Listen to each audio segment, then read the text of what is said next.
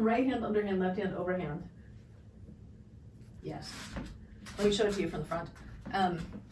So right is under, left is over, and then you come across to the front into this fun little hybrid. And then you could do that in a turnaround, right? So if you're here on your left with your right hand underhand, left hand overhand, when the right one comes down, you let the left one catch up, and then you do the 4-petal turnaround with the right hand while the left hand does the, while the left hand continues to do the pendulum as you go around. Oddly, this is an instance where my right turn is better than my left turn. It's just a fun one. So as you come across the bottom this way, you're trying to get to the side point of the pendulum here.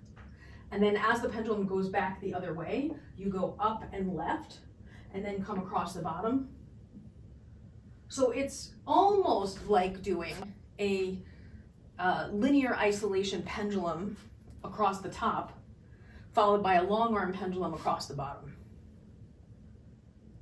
I feel like that's the easiest way to have the two hands together. So it's hand to hand.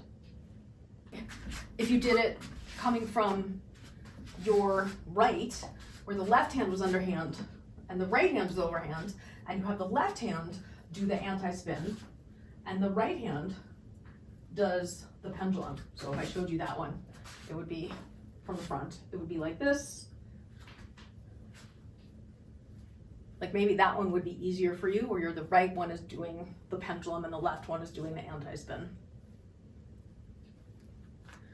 So the hand that's on the front side is the underhand one, so that as you turn into it, it goes into anti-spin. You could also do the switch between the two of them, right? So if you, whichever way you start, let's say we'll start with your favored one, and then, which is where you come in like this from your right side, then you could switch the hand that's doing the pendulum versus the 4-petal, right? So this is my left hand doing the pendulum, and now that's my right hand doing the pendulum.